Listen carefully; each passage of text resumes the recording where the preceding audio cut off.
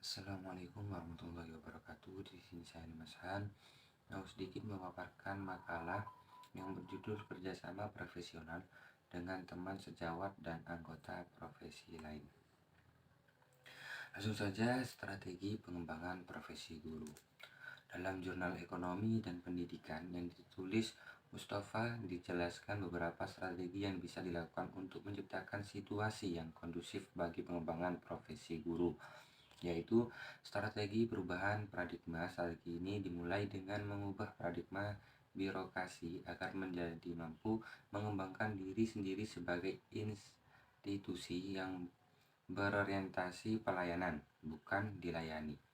Strategi perubahan paradigma dapat dilakukan melalui pembinaan guna menumbuhkan penyadaran akan peran dan fungsi birokrasi dalam konteks pelayanan masyarakat. Strategi debirokratisasi. Strategi ini dimaksud untuk mengurangi tingkatan birokrasi yang dapat menghambat pada pengembangan diri guru. Strategi tersebut memerlukan metode operasional agar dapat dilaksanakan.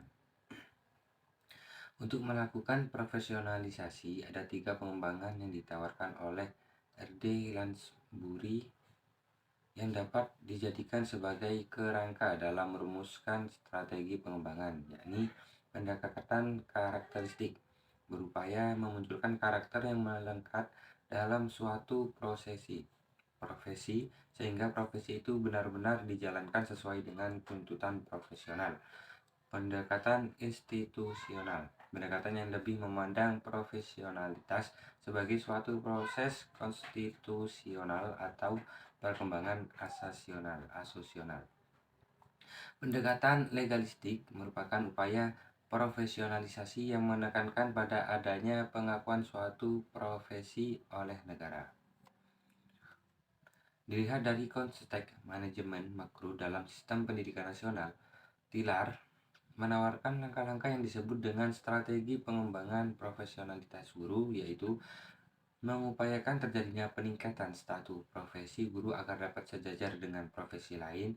Pengembangan profesionalitas guru harus lebih berorientasi pada peningkatan kualitas bukan kuantitas. Dalam hal ini maka diperlukan SDM maupun finansial.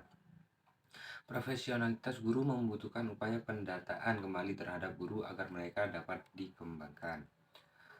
Kemudian prinsip pengembangan profesi guru. Prinsip pengembangan profesi guru, Sudarwandani menyebutkan ada dua prinsip pengembangan profesi guru, yaitu prinsip umum dan khusus. Prinsip umum mengembangkan profesi guru adalah sebagai berikut: demokratis dan berkeadilan serta tidak diskriminatif dengan menunjukkan tinggi hak asasi manusia, nilai keagamaan, nilai kultural, dan pemajukan maksa. Satu kesatuan yang sistematis dengan sistem yang terbuka dan multimakna, suatu proses pemberdayaan dan pemberdayaan guru yang berlangsung sepanjang hayat, memberi keteladanan, membangun kemauan dan mengembangkan kreativitas guru dalam proses pembelajaran. Prinsip khusus atau operasional pengembangan profesi guru meliputi hal-hal sebagai berikut: ilmiah, di mana keseluruhan materi dan kegiatan yang menjadi muatan dalam kompetensi dan indikator harus benar dan dapat dipertanggungjawabkan secara ilmiah. Relevan, di mana rumusnya berorientasi pada tugas pokok dan fungsi guru sebagai pendidik profesional. Sistematis, di mana setiap komponen dalam kompetensi jabatan guru berhubungan secara fungsional dalam menggapai kompetensi. Konsisten, di mana adanya hubungan yang ajek dan taat asas antar kompetensi dan indikator. Aktual dan kontekstual, yakni rumusan kompetensi dan indikator dapat mengikuti perkembangan iptek. Fleksibel, di mana rumusan kompetensi dan indikator dapat berubah sesuai dengan kebutuhan dan perkembangan zaman. Demokratis, di mana setiap guru memiliki hak dan peluang yang sama untuk diberdayakan melalui proses pembinaan dan pengembangan keprofesionalitasnya. Objektif, di mana setiap guru dibina dan dikembangkan profesi dan karirnya dengan mengacu pada hasil penilaian yang dilaksanakan berdasarkan indikator terukur dari kompetensi profesinya. Komprehensif, di mana setiap guru dibina dan dikembangkan profesi dan karirnya untuk mencapai kompetensi profesi dan kinerja yang bermutu dalam memberikan layanan pendidikan. Memandirikan, di mana setiap guru secara terus-menerus diberdayakan untuk mampu meningkatkan kompetensi secara berkesinambungan sehingga memiliki kemandirian profesional dalam melaksanakan tugas dan fungsi profesinya. Profesional, di mana pengembangan profesi dan karir guru dilaksanakan dengan mengedepankan nilai-nilai profesionalitas. Bertahap, di mana perkembangan profesi dan karir guru dilaksanakan secara bertahap agar guru benar-benar menggapai puncak profesionalitas. Berjenjang, di mana pengembangan profesi guru dilaksanakan secara berjenjang berdasarkan jenjang kompetensi atau tingkat kesulitan kompetensi yang ada pada standar kompetensi. Berkelanjutan, di mana mengembangin profesi guru dilaksanakan secara berkelanjutan karena perkembangan ilmu pengetahuan, teknologi dan seni serta adanya kebutuhan penyelenggaraan kompetensi guru. Accountable, di mana pengembangan profesi guru dipertanggungjawabkan secara transparan kepada publik. Efektif, di mana pelaksanaan pengembangan profesi guru harus mampu memberikan informasi yang dapat digunakan sebagai dasar dalam pengambilan keputusan yang tepat oleh pihak terkait.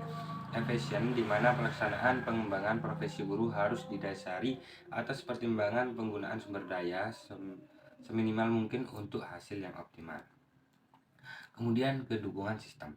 Program ini memberikan dukungan kepada konselor dalam memperlancar penyelenggaraan pelayanan di atas. Sedangkan bagi personel pendidik lainnya adalah untuk memperlancarkan penyelenggaraan program pendidikan di sekolah atau madrasah.